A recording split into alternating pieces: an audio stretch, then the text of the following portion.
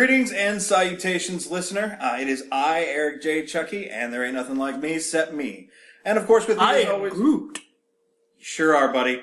If you can't tell, this week we're talking about Guardians of the Galaxy. Before we get into that, like, comment, favorite, subscribe, circulate them links. Because if you like our show, and you tell more people, and more people like our show, and everyone likes our show, someday I might get to fist fight JonTron, and I think that'd be pretty cool. Of course, as always, head to Shining Wazzato's Bandcamp page, Super Blizzard's Bandcamp page, where you can buy his Shining Wazzato track, Let's Get Hardcore. That is our theme music, and Super Blizzard is a cool guy who makes cool video games, and he needs money to make these games a reality. So follow him on Twitter, buy all of his Bandcamp musics, it'll make him happy. This week, we are also joined by a special guest, my lovely wife, Brandie. Hey.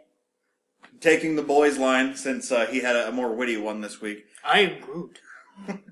He's just going to do the whole podcast like that. I am Groot. So let's, real quick, without getting too deep into it, let's give a spoiler-free review of Guardians of the Galaxy. I got 3 words. All right. It was awesome.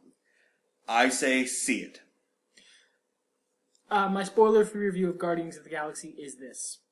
Stop the podcast. Stop it. Pause. Go to the movie theater. Watch Guardians of the Galaxy. It's more important than this podcast. Go watch it now. Just mute the podcast, come back later, and start it again. I mean, you could do that too. I was going to suggest they unpause it when they get back. No, that's 2 views. That's 2 pennies. Those pennies, they sure are important. So that's the spoiler-free review of Guardians of the Galaxy. If you guys don't want spoilers for the movie, stop listening now and come back later after you've seen it. I'm going to give you a count of 5. 1, 2, 3, 4, 5. Beginning spoilers now. Yes. Yeah, I've been rolling this around in my head, and it's been hard for me to contain my enthusiasm. We actually kind of put like a block on talking too much about the film in specific in the house since we saw it, just because we wanted to save it for the podcast. And the more I roll it around in my head, the more I think this is definitely in my top 3. Really?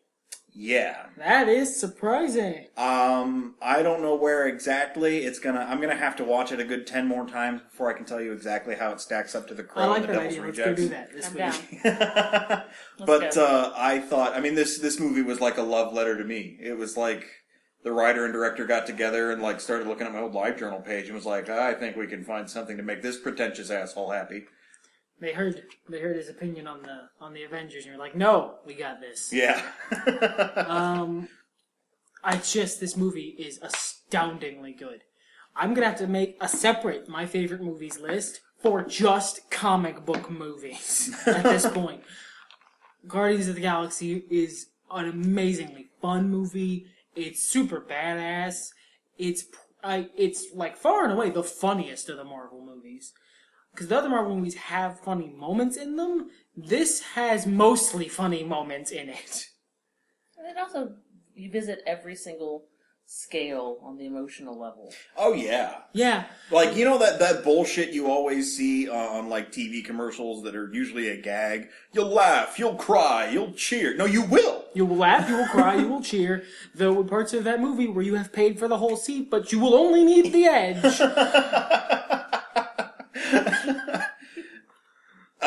Yeah, I got up out of my chair at one moment. Yeah. I don't literally do that. It's the exact same moment. I shot forward in the seat and like stared at the screen gap-mouthed. Oh, That man. part of the movie, I was just like, whatever. You don't... What, was it the very end? Yeah. You don't know. You don't feel. This is spoiler town. Stay for after the end of the movie. It's a Marvel movie. If they don't... Yeah, if you Why the don't, hell what are you haven't you doing? been? What are you new? After the end of the movie, the collector's sitting there amidst the ruins of his collection and gets snarked at by someone off screen while getting licked in the face by fucking Cosmo. Cosmo! The fucking psychic Russian dog is in this movie. He doesn't have any lines, they don't develop his character, but it's Cosmo. I mean, like, it looks exactly like him. CCP jumpsuit and everything. But, yeah, they pan off screen, and there's Howard the fucking Duck. Drinking Yeah. himself a little drinky drink, And mocking the collector. Apparently, he was earlier in the movie. He was in his collection. You could have seen him. I didn't notice him. I was looking at other stuff. But Dude, there was a bunch of shit in the collection. yeah. There was one of the Dark Elves from Thor: The Dark World. That one got kind of a little spot. Yeah, there was a Chitauri. There was, what's his name's Cocoon? Adam Warlock? Yeah, Adam Warlock's Cocoon. And then later, in the rubble scene with Howard the Duck, if you look, Adam Warlock's Cocoon is empty. And it's like, he's obviously escaped. Yeah, so that makes things interesting. If you're a Warlock fan, I don't know many people who are, but if you are, yeah, Howard the Duck is... It's like the fucking Purple Man showing up. Yeah, well, for anyone who doesn't know out there, Ultimo, if you're not a big Marvel Comics fan, and for Brandie, he's like a more adult version of Donald Duck. Have you ever read Donald Duck comics? That's a no. This is all audio. Trust me, the boy takes advantage of it. Yep, I do stupid shit constantly. Trying to make me break, you asshole. I'm a sidewalk sorcerer, and you will admit it. But Donald Duck comics was basically, it was Donald Duck, he was an asshole and he went on adventures. Howard the Duck was like that. I want to say slightly more mature, not like... Less Mickey Mouse, more Felix the Cat. Yeah. And there was a movie back in the 80s that George Lucas, of all people, did. And Terrible. It was, George Lucas did the Howard the Duck movie? Yes, he did. It was awesome and awful. Yeah, it was terrible and fun. Just a glorious piece of celluloid. My fellow Howard the Duck fan has a Howard the Duck tattoo right on his wrist. Rob Zombie is a voice in this movie, and those not a big voice, yeah. Who was he? He, the navigator of the bad guy aliens. Ooh. He had like the a Kree little ship, split second. the Dark Asters navigation system. That's the name of the thing. Speaking of the Kree, I have never given a shit about the Kree in comics. I've never given a shit about any of the alien races in comics. That's a failure on your part. The Kree are badass. What now? This movie made me believe in the Kree. Because that fucking dude, Lee something. Lee Pace. Lee Pace. The Pie Maker. The Pie Maker. He was amazing as Ronin. God. He brought gravitas to that objectively kind of silly fucking role. It was... Go ahead. I didn't even know he was in this movie, and then we're sitting there watching the opening credits, and like, the Pie Maker! It's the Pie Maker! The whole opening credits crawl, I mean, I told the boy afterward, and this is probably the most important mark of a good movie for me, there's nothing about this I hated. There's not a single cast member I dislike. No. Merle from The Walking Dead is great. Yondo. He played Yondo. He did, no, well... Which like a is modern Merle. interpretation. Like a modern interpretation. Because before he was like I a love weirdo that with a bow. I love that Yondo was in the movie because he was one of the original Guardians of the Galaxy. Mm-hmm. He was on the original lineup, and they put him in the movie as an antagonist, but still he's in there. He's like a Shades of Grey kind of guy. Yeah, he's like I'm trying to think of a good. He's the weapons broker in a spy film. He's not really on your side, but he's not really against you either. He's that fun third element to the plot. Anyone and he was just doing Merle the whole time. Yeah, I mean he was. Poor boy had to go to the bathroom during the arrow sequence.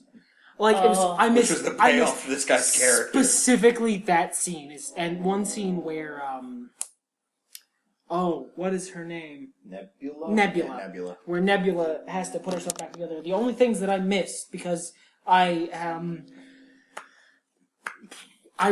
had to pee since they went to jail. I had to pee, and it had just reached the point where I was gonna. It was time to pee, and I got to choose where that was gonna happen. Essentially, it was the only thing left. The only choice I had left. But I'm sad I missed it. But it's a great reason to go watch the thing about 20 more times. Yeah, I mean, okay, maybe I'm going to watch it again and again and again, and I'm going to realize it's not in my top 3, but it's definitely in my top 10. Look, usually I don't want to talk too prematurely about a movie, because sometimes that newness is just still there, and it's going to wear off, and you're going to be like, like Cloverfield. Man, I thought Cloverfield was going to be easily one of my favorite movies of all time, and it's up there, but it was a movie that I never want to watch again. Thank you. I never want to watch that movie ever again. Well, I mean, because you get motion sickness. And that's really the exact reason I can't watch it again either on a similar scale. I don't want to watch it on a small screen. Unless I get a home theater, a literal home theater, not like, well, I've got a big screen TV and surround sound. Like an actual huge, buy the ticket, take the ride sort of giant projector TV screen, I'm not interested. Because that movie was an experience for me. It wasn't just a film. As a film, it's okay. This movie, once it comes out on Blu-ray, DVD, Mindbeam, whatever it comes out on, I'm buying it. Oh, we'll get it through Disney Movie Club. It'll come out. We'll get it the day it releases. Sweet! Can I just say also, I'm glad I got to watch a Disney movie where a guy flipped someone off. I know! And I'm glad they saved the best part of that joke from the trailer. Yeah, trailer didn't spoil the best part of that joke. One, it did a little blur around the middle finger, which is not there in the movie, which I found glorious. Yes.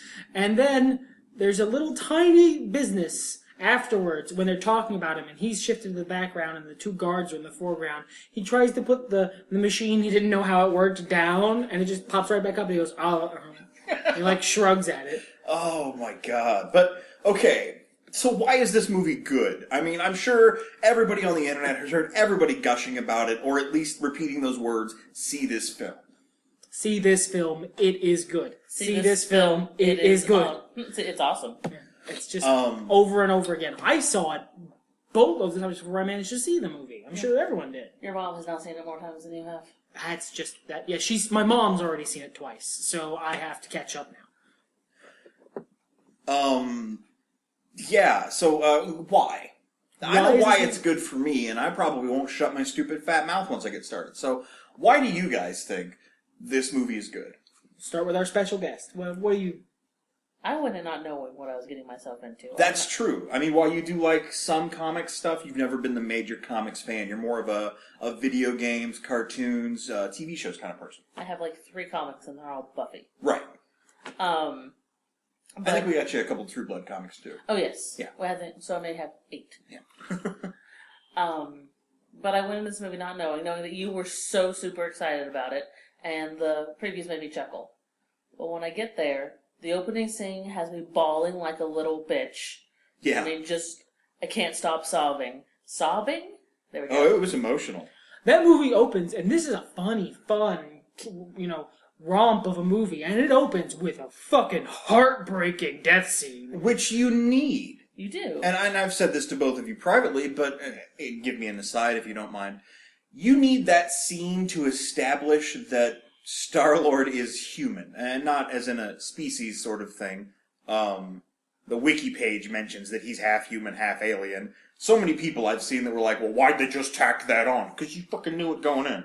I mean, you knew it from the first scene. If you can't imply that from the first scene, if his mom says, yo, daddy was an alien, well, you might think it's weird if the rest of the movie goes by normal, but then he's immediately picked up by a spaceship. Your daddy was a ball of light.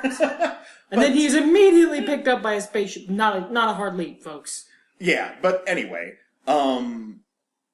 this scene establishes, he's had a hard life, he's a sensitive person somewhere. Because immediately after that, he does a song and dance, and then is an asshole for most of the rest of the movie. Yes. A lovable asshole. But such an unrepentant douchebag. Oh, unrepentant. But you get that early establishing scene. And it lets you enjoy the character. It says, this guy's great, trust us. Just trust us. Empathy for it. Yeah. It sets you up. You're already emotionally vulnerable. Yeah. You're raw from the horrific, just emotionally gripping death scene. And then all of a sudden he gets picked up by aliens. So you've established that his mom is dead, his dad is an alien, and that he has a love for... Gogi, we're talking about aliens. Stop it. A love for music. Yes. That's very important. Now I'm going to shut my fat mouth. I said I would. And then immediately we're taking him to being a badass. And then a funny badass with his lip-syncing scene, where he's dancing around with those little rat lizard things that use a microphone. And you just lose it the entire time. It's such a great introduction to the character. It's such a great introduction to the tone of the movie, yes. too. Because that switch, that immediate juxtaposition between incredibly sad, very strange, and then funny as hell is an important distinction. It lets you know that you're going to need to keep your shit on your toes for this movie, because the tone will change a lot. And it's good because it's so well-rounded as a film. Oh, yeah. It manages to hit all of those emotional points. It manages to make all of these pretty objectively awful people you don't just want to see succeed, but that you feel for and you become invested in. Look, unless they follow his comic backstory, let's be fair, Groot isn't innocent here. Groot has hurt nobody.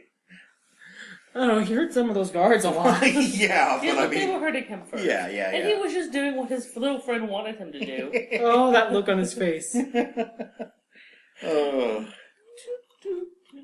Sorry, you can't see what I'm doing. I'm pretending to be Groot. Oh. But, Groot is a great mascot character. I am discovering that as I age, it becomes increasingly easy for me to attach myself to mascot characters and become invested in them. And that hurts because they make it seem a whole lot like Groot is dead for a while. That shit hurt. I'm not gonna lie. We are Groot. Oh, man. Oh, tears right in the feels. Yes, exactly. Oh. And I love all the actors in it. They do what they came there to do. Bradley Cooper is surprisingly good, and I like him. And he's still surprisingly good as Rocket Raccoon. Barely recognizable as Bradley Cooper, I think is why.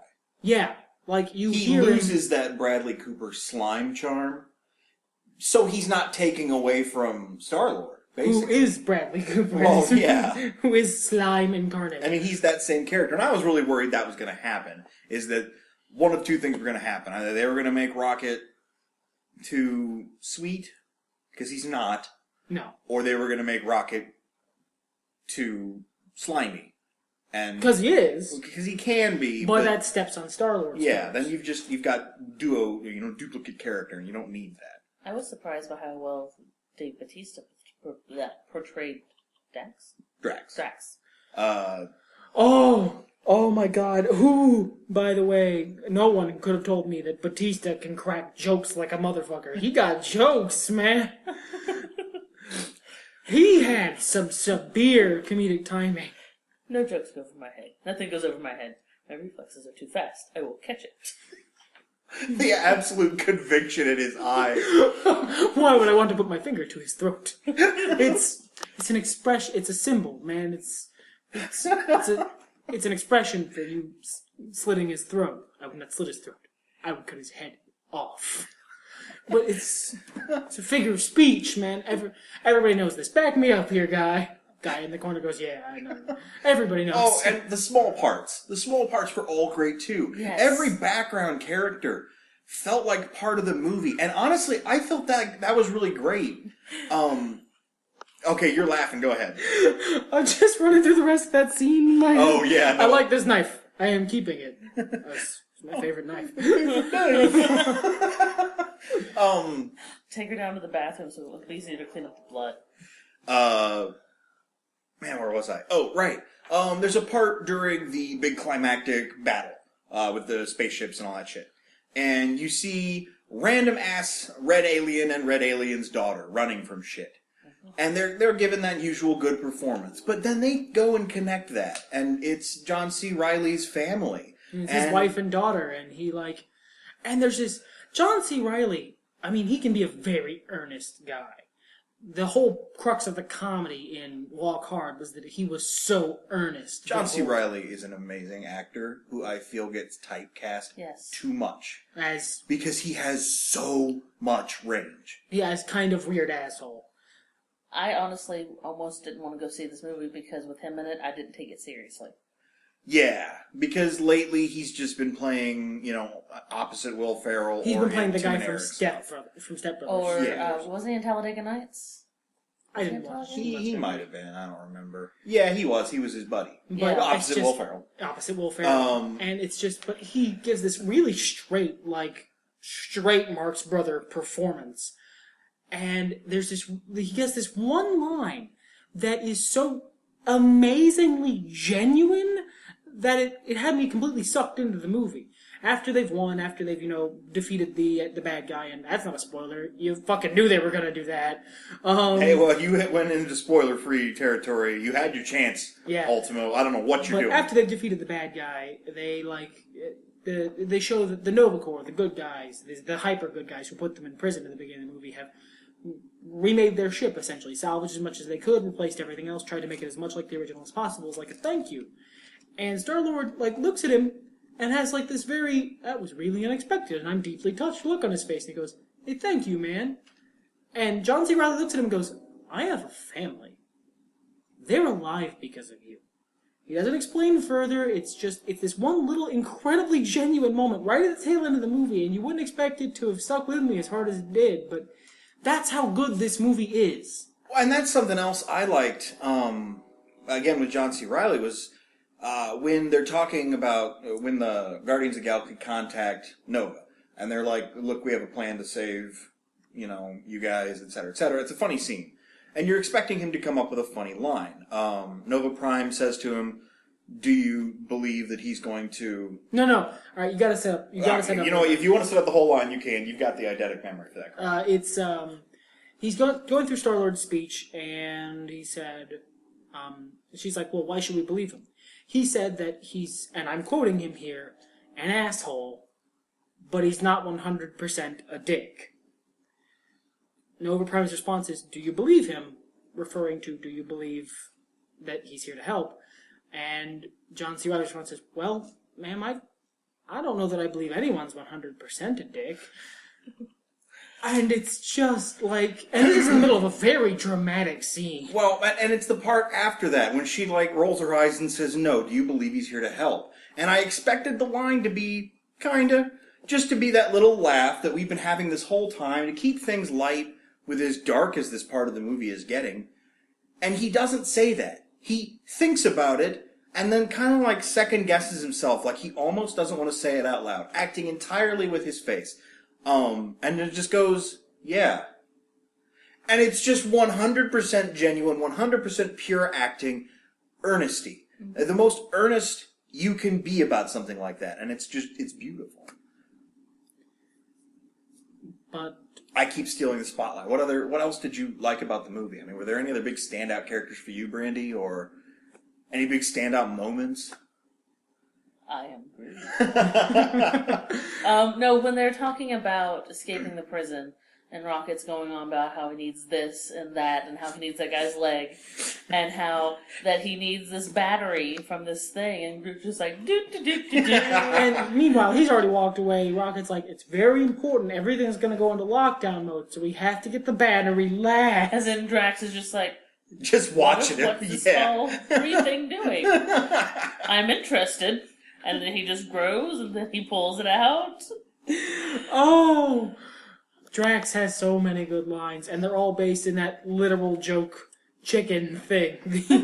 At one point he's like, I helped save them. No, you didn't. We just established that blowing up the ship I'm in is not saving me. When did we establish that? 3 minutes ago. I was not paying attention. I was thinking about something else. I've been there so much. I'm using that in the future. He just shrugs whatever. And I love how they threw back to things you didn't think they'd throw back to. All right, I need you to steal I need this guy's leg. Yeah. And then he's like, I got the guy's leg. I didn't actually need it. I just thought it was funny. Was it funny watching him hop around? I transferred him 30,000 credits for it. And then later when they're getting ready to go blow up Ronan, that's his name? Yeah. All right, sweet. Ronan the Accuser. He's like, and the last thing I need is that guy's eye. Star-Lord, having learned from his first movie, no, we don't need your eye.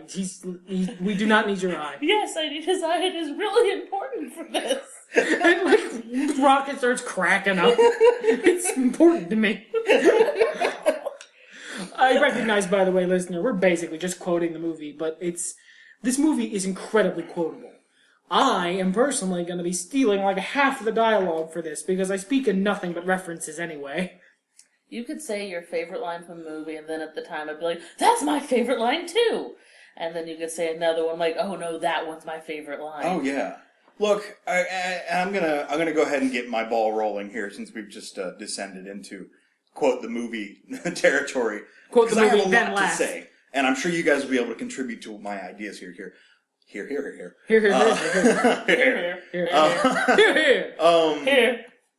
But Here. look, yeah, I'm putting my whole dick on the table. I started this sentence Please earlier. You know, I will have to see upon repeat viewing if it stays in the top 3. I'm not sure if it will. Gosh, I think it will. I kind of want it to. But here's something I will say. All right? I got my finger on the B button, so you might get blown away. I think I like this movie better than Star Wars. What? Yeah. Just straight up. And I love Star Wars. Yeah. Now let me give you a little backstory, listener. I love pulp, okay? And this movie is very pulp. Insert orange juice comment here. Yeah, no, I hate pulp and orange juice. I love Pulp Fiction, not the movie. I love What's stuff wrong with that's... the movie? The movie's okay. And that one of Quentin Tarantino's best. He just wanted to separate. Gosh, we could talk about that in September. I was going to say, listener, if you want to give us some ideas for it to talk about in September, we're already going to delay the Turtles podcast to take place the week after SummerSlam. After SummerSlam, yeah. Because we want to do SummerSlam right when it comes out, and Turtles can wait. Yeah. We'll record it that night so that our memories aren't all foggy, but we'll explain more about that next week. And September's a big empty month. October, we have so much cool shit planned. We have another guest star lined up already.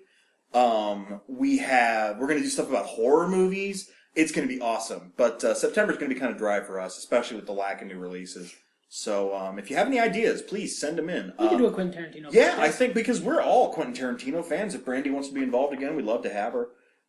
Anytime she's interested. When she has time, she sleeps on the opposite schedule we do, and we record these really late. So we want to get it to you Monday morning. We want to be part of your Monday morning drive. I don't know who has an hour commute anymore, but you could put us on pause. You know, if you're out in LA and you're stuck in bumper-to-bumper traffic and yeah. you're tired of Ryan Seacrest. If you commute from Mansfield, Ohio to Columbus, Ohio, for whatever reason, you can do that, or vice versa. But anyway, back to my point here. I love pulp, and this movie is so pulp. And it's my favorite kind of sci-fi, which is fantasy with a line through it, and sci-fi written over it. You're looking for the word soft sci-fi. I know. I think I need to be super specific. I love space operas. That's Space what this operas, is. yeah. I love Outlaw Star. This is a role-playing game we've done. This is... Oh, yeah. I mean, that's the first thing that... it popped in my head a bunch while we were watching the movie, but when I came out of the theater, it's like the first thing I said. I congratulated the boy on one of his characters finally getting to be the leading man. Because I play when I roleplay, I usually end up playing unrepentant, sarcastic asshole number 365, Yeah. and that's who Star-Lord And was. he refuses to be anything but human. Yeah. I can't remember the last non-human character he played. I can, but that's a different podcast. Gogi? Gogi! We're talking about Pulp Fiction! He's just adjusting for his pillow bag. His bag. Hello? He's a sweetheart and we love him. We just like yelling at him during the podcast so the listener knows what the hell is going on. Crinkle, crinkle, Well, crinkle. not that he can We hear like us. chips. Not that he can hear us anyway. No. Poor little deaf boy. But, Not this boy. What? That was very insensitive. eh. We've said worse. Yeah. I'm sure we'll say worse in the future. Yeah, we will. I've already been warned. If there are any deaf people listening and we've offended you, I'm How? so Wait, sorry. what? Huh? For the record, if you're Amish and you're listening to this podcast, I'm sorry if I've said anything. You guys have great beards and you're really nice, and it's the other kind of people that smell awful. I know that. Anyway. Move along. Okay. Move on. What were we talking about? Space or something?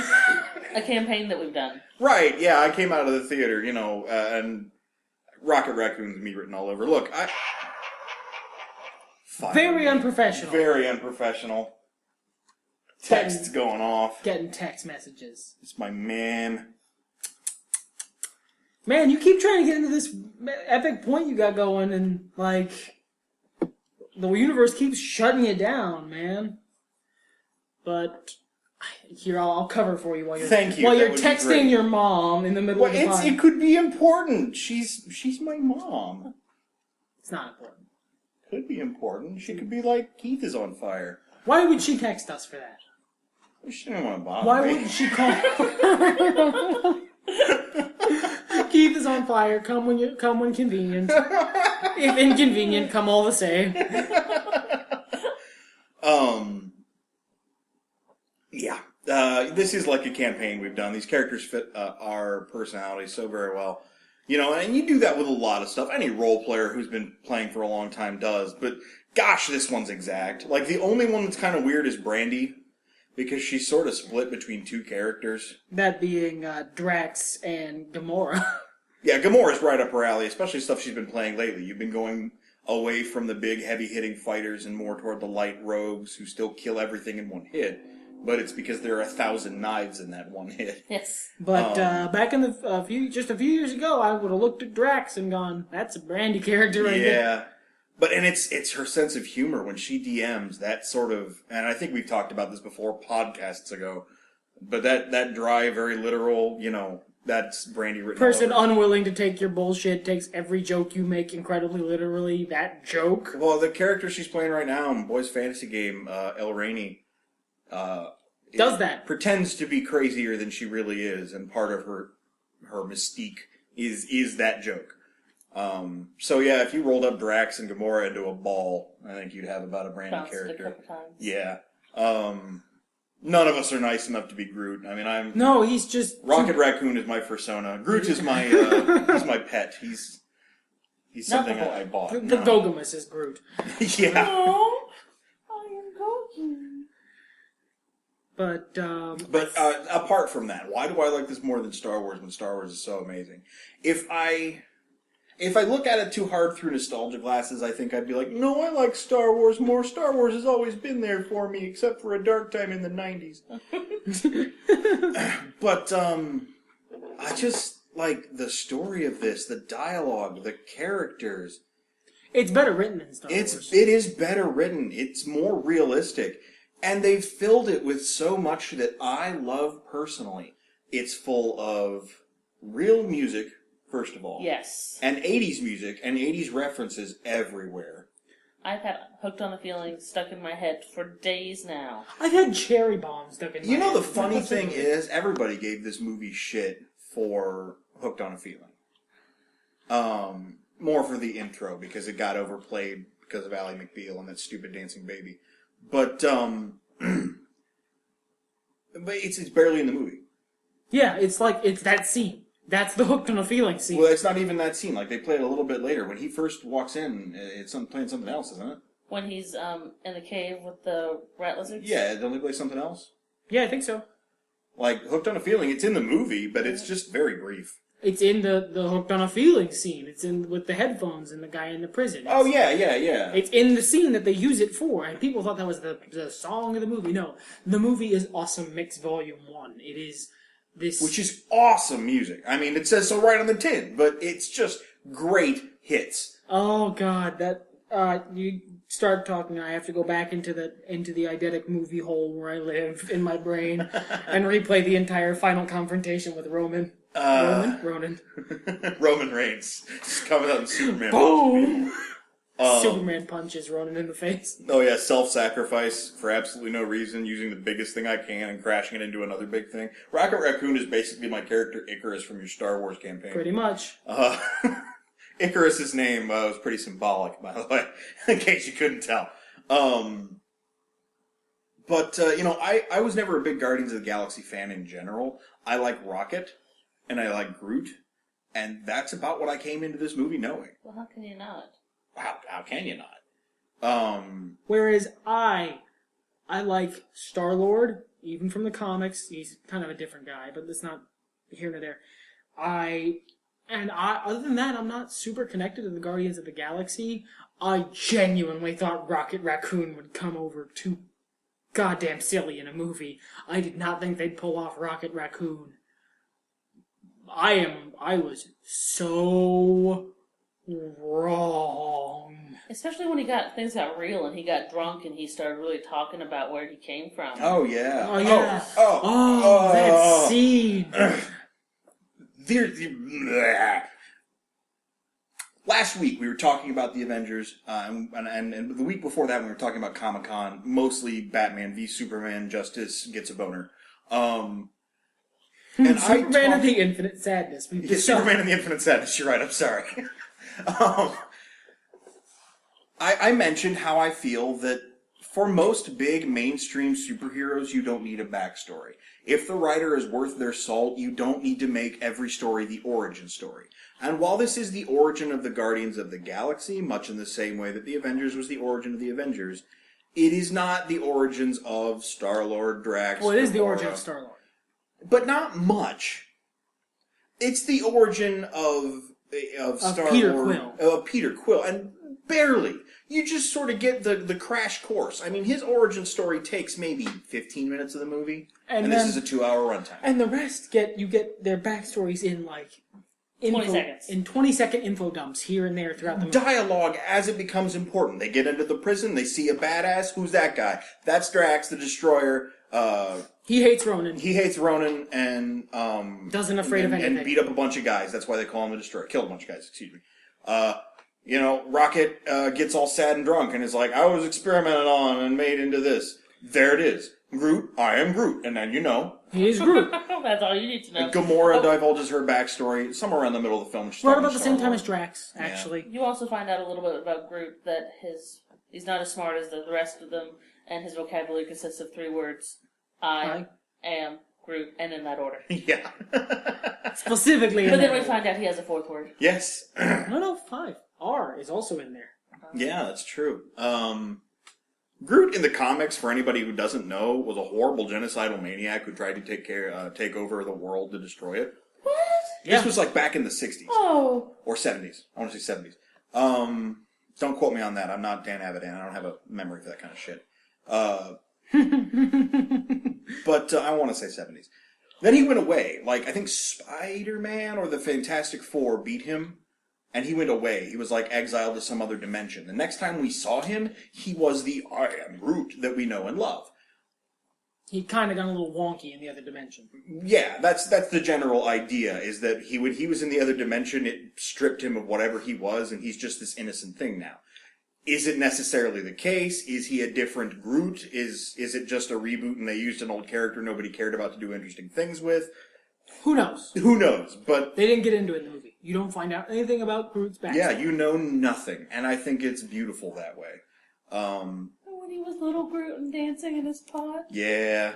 Aww. Groot did not die. I was very happy. We were Happier all than I very had any right to be. Especially when Rocket came out holding just a twig and a pot.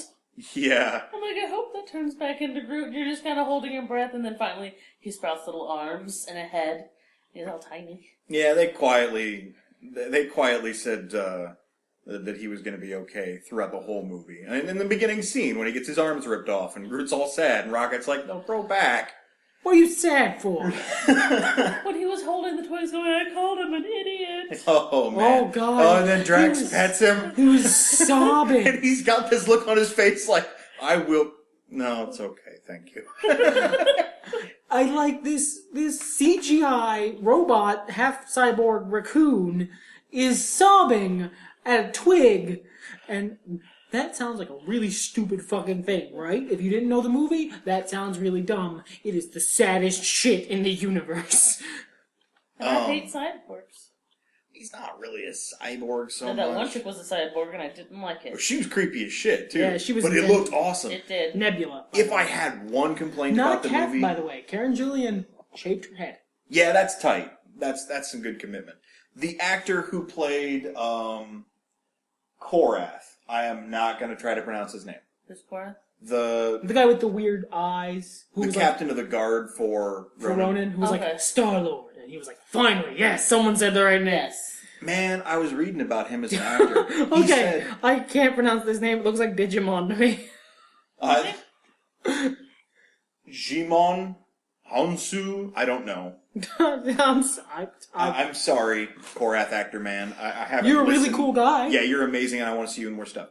I want to see the Pine Maker and more stuff. Too bad. Lord of the Rings, we'll watch it. Yep. That's what we were going to do tonight.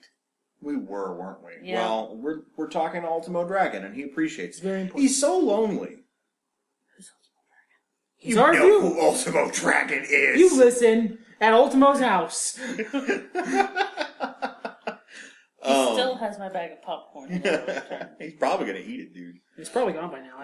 I wouldn't expect that bag back. I can just see Ultimo Dragon, you know, with a little bag of tasty pop. Brandie's loss. Delicious. Why did he sound like George? Guy. Because he's Asian and I'm racist. I was trying not to go like too hard Asian, like Brandie Ross or anything like that. It's just like I'm sure he speaks great English. Well, you can call me out on that, Brandie. Did you know the guy who did Korath originally auditioned for Drax? No, I didn't know that. He auditioned for Drax, and then they offered him the role of Korath, and he was a little put off. Like, I want him to be Drax the Destroyer. And then he saw Batista and was like, oh, now I know why I'm not Drax the Destroyer. Well, here's the thing. He said that his kid came up to him once and said that he wished he had white skin so he could be Spider-Man. No, light skin. Light skin. And it's like, dude, that's fucked up. That is fucked up. I mean, like, we have so little representation of multicultural heroes in mainstream comics And there fiction. are really fucking cool Because ones. there's amazing ones. All of my favorite superheroes are black or a raccoon. That's because you're black. Black Panther is really cool. Luke Cage is really cool. Falcon is really cool. Wasp is really cool. Spawn is awesome. Jon Stewart is amazing. Best Green Lantern. Best, hands down.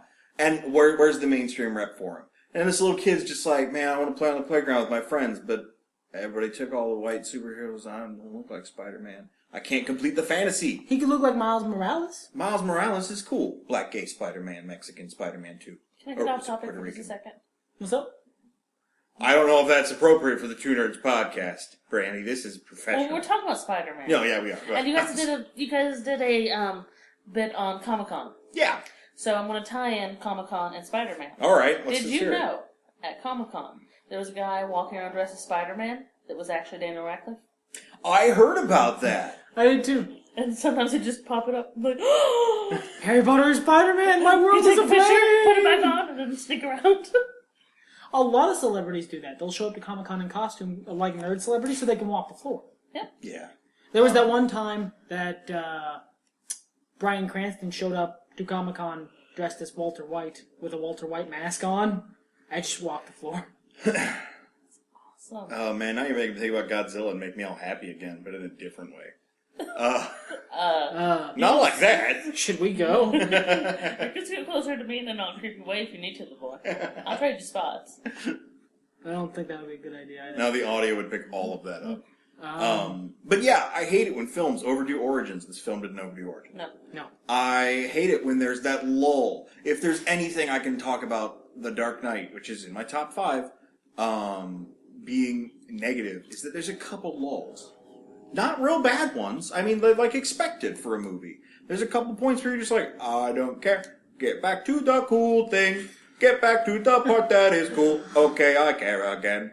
And then, you know, the movie continues on. This movie doesn't have You that. care the entire time. It's like, it doesn't let up. It's like, no, we're going. Bam, bam. We have places to be and shit to do. Alright. Here's Star-Lord's taking the thing. Alright, he escaped from the guys. Alright, now he's on the planet, and now Gamora's coming after him. Alright, well now he's getting arrested. Big fight scene. Alright, now they're introducing Drax. Now the fight scene. Now the escape scene. We're not even done yet. We're not even quarterly through the movie yet. Strap in, motherfucker. Even when they're just walking through, like, the big, crazy, Rubik's Cube elongated ship that belonged to Ronan. Yeah. And they're just walking. And Drax is like, I consider you guys my friends. And Yeah. then he starts to insult Gamora. And then... she doesn't take his shit, which I love. And then all of a sudden that blue chick Nebula shows up, insults her, and he shoots her. And he's like, you do not talk about my friends that way. Oh, man, which I love. That's one of my favorite tropes. That's been my favorite thing to do since, like, the first time I played D&D. The DM had this badass ogre boss, and he comes in and he's like, puny mortals, what you will do and fight ogres. And then I shot him in the eye. Bam! Shut up, let's fight. That is just that anticlimax. That shut up. This speech is boring. I can't tell you how boring many times conversation I've done that in anyway. games. Yeah, I love it. This movie hit every point for me. Every single one of them. The only thing I think is negative is in about 5 years that CGI is going to look awful. Not all of it. The Thanos CGI is going to look bad. Thanos is going to look pretty bad. I don't think Rocket's going to hold up. No, I think Rocket will hold up just Rocket fine. will look really Rocket good. and Groot will hold up just fine because they don't look entirely real now, and I think that's part of the point. Maybe. I don't think it was bad. I think it was fine CGI. I want to say that outright. But I know when you watch movies and shit on your home system later, sometimes CGI does look the not same. hold up. Because it wasn't made for a screen that size. It was made for a movie screen. And so it doesn't hold up on the compacted screen. I'm worried that's going to be a problem. And especially when the CGI from 5 years from now is blowing us away, I'm worried that's going to look bad. But, let's face it, said, the effects in the first Star Wars look ridiculous. and most of those are practical effects. And they still look ridiculous. And we don't bitch about that. Yeah. So the effects might not hold up, but that's a really small complaint in the grand scheme of things. I don't think when they made this movie they were expecting it to be as amazing as it was. It was a risk. Yeah, they didn't expect it to be as well received as it has been. I mean, I don't know someone who has a negative thing to say about this movie. And I know people who have negative things to say about the Avengers. I know person. Why did I marry you? The Avengers is amazing. I digress. But, so they probably didn't put their all in all into the CGI because what if they didn't make their money back? I feel that. And they have. As of the second weekend, they've already made all their money back. Guardians of the Galaxy 2 is coming out. Well, 2017.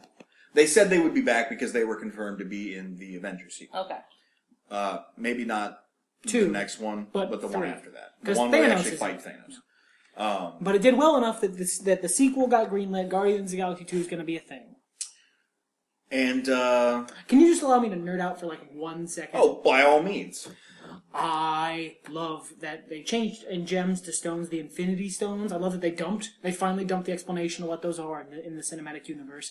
And I love that we know where 3, maybe 4 of them are already. It's such a smooth setup for the Thanos fight. Yeah. We already know where the power gem is. It's with the Nova Corps on their planet. That's the gem in this movie is the power gem. Right. We already know where the space gem is. It's the Tesseract. It's on Asgard. We know where the Infinity Gauntlet is. It's in Odin's vault with the Tesseract on Asgard. We know maybe where the Mind Gem is. The Mind Gem was the thing Loki had, I thought. Maybe, but they haven't really had any of those overlap colors, and it seems like if that was one of the Infinity Stones, they would have put more emphasis on it. They seem to be going with the spear was more like connected to the Tesseract than anything. It might be the Mind Gem, it might not. It doesn't seem quite important enough, and it's not its own color. True. Then we know where I'm betting it's the Reality Stone since the Guardians of the Galaxy one is the Power Stone, and I thought that was the Power Gem, the Aether from Thor: The Dark World, because it's red. I thought it was the Power Gem. Man, the Thor movies are good, fun and good. Food is fun and good. But we know where I'm betting it's the Reality Stone because it can do antimatter translation. It can warp reality around it. So I'm betting it's the Reality Stone. We already know where that is. They are setting this up so incredibly smoothly. Yeah. I love. I'm sure we're going to see at least one more stone in Avengers 2. And here's the thing I'm really excited about. Again, venturing off topic just a little bit. They're setting these movies up so well. They're doing so well with this entire series. And this is Disney. Yeah. And they've done Iron Man 3, both Thors with Captain America's. I have a point that I'm getting to. Sure, go ahead. Don't mean to be rude, but... No, it's just my show. I mean... Well, you asked me to be No, here. please. Yeah, go on. I did ask you to be here. They're doing this so incredibly smooth. They're setting everything up. It's amazing. Everyone loves every single movie they put out in the Marvel Universe. It makes me feel good and excited about what they're going to be doing for Star Wars. Yeah, it does give me hope. I mean, Star Wars might be better than Star Wars. And I was actually going to say this at the top of the show. I was thinking about this driving home tonight. You know, there's this theory, and Boy explains it way better than I do, but we don't have time because we're winding down anyway, that the older you get, you're not going to like new things. I can explain that really simply. Please do. There's a sentence. You hear it a lot from old people. I'm going to strip it down to its bare parts, and you'll get the essential part of the argument. Music was at its best when I was most emotionally vulnerable to music. And I don't want to be that guy. Like, I want to be able to take in new media and appreciate it for what it is. I don't want to have to put it up against the power of nostalgia. I don't want to let go of my darlings. I don't want to kill my darlings, but I also don't want to put them on a pedestal that they don't deserve. We are living in a golden time as nerds. For all the stupid shit we have to put up with on the internet, this is the nerd movies renaissance. we're getting.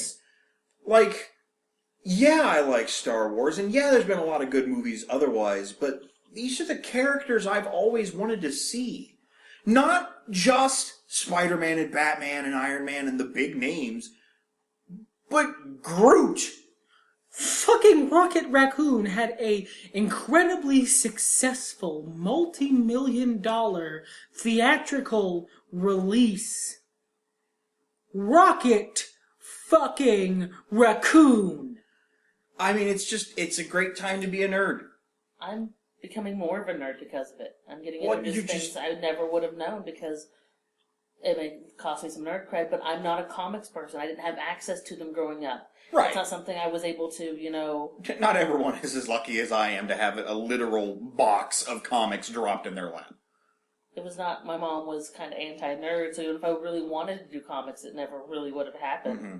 But I'm getting introduced to this Marvel universe, and I'm very, very excited. I'm also excited for, what is it, Batman versus Superman or Superman? Superman and the Infinite Superman and the Saints. Infinite Sadness. Okay. We decided this last time. Because I get to be introduced to, other characters, as you guys talked about. Speaking of, something else I found out doing research for this podcast. You know who was offered, not just auditioned, but offered the role of Drax the Destroyer before Batista got it? Jason Momoa was offered the role of Drax the Destroyer. He turned it down because he didn't want to be typecast. Alright, Jason, big fan, like your career, think you're an excellent actor.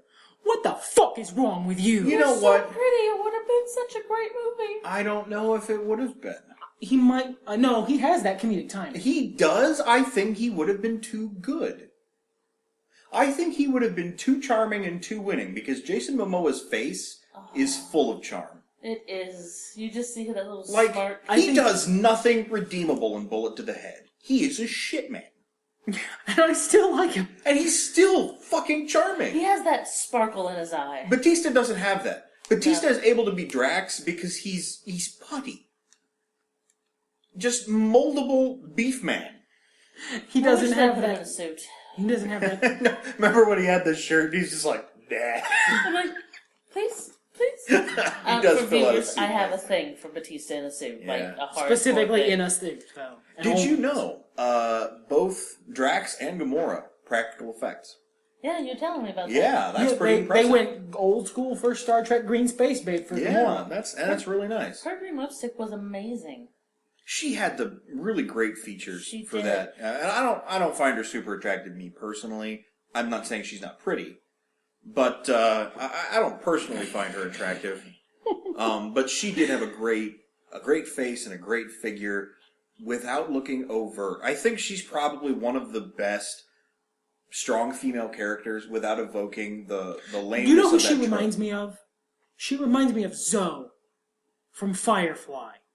She's Zoe. She's the second in command. And there was Browncoat in this movie, so Nathan Fillion knows what I'm talking about. But He was the rapey giant prison guy. He was just the voice. did you know Vin Diesel had a cameo, like a physical cameo in the movie? Really? Really? Yeah, the old guy, Rocket's scanning people in the beginning of the movie, sees an old guy talking to a young woman, goes, pervert. No, that was Stan Lee. Oh, that was Stanley. He was someone else. Oh, was he? Yeah. During the whole scanning thing? During the whole scanning That's thing, funny. he was apparently one of the cameos. Yeah. Well, Good old Stan the Man.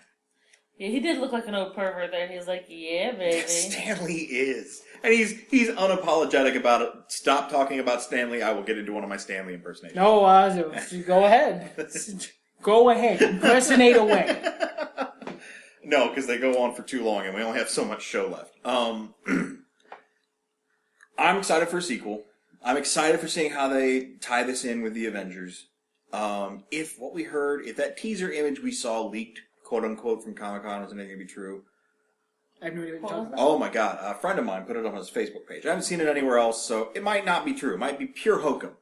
But it was like a list of logos for Marvel movies that were coming out. There's another Thor movie. World War Hulk was suggested. Black Panther movie. Please? I would kill a man. I would rather get away with it. Like if Disney Marvel could set it up. I don't know why they would, but if I had to kill a guy to get a Black Panther movie made, look. Like if that's all you've been waiting on, Disney Marvel, y'all know where to get me. Let's not talk about this online. That just seems incriminating. Like, man killed in name of Black Panther movie. Eric Chucci first suspect. Shit! I would have done it, but I didn't. But I'm not gonna say I'm willing to murder, but I will go see the movie a lot, even if it's bad. Oh yeah, I'll see it twice if it's bad, just to get Black Panther out there. Look, yeah, just to give it more representation aside, I love that character. T'Challa is amazing. He is so good. He's black guy Batman. And Ben better because he's black guy Nightquest Batman. He's Nightquest Batman. Jean-Paul Vallée is a douche. Without Jean-Paul Vallée's hang-ups. He's King Batman. King Batman. Armor King Batman. Oh man, we're actually winding up a little early here. I don't have much else to say other than go see the movie. Boy, do you have anything else? Yeah, go see it twice. I'm planning on going to see it at least twice, probably more. Anything else to say, Brandie, before we get out of here? everything is better when nerds talk about it. Fuck it, let's get high.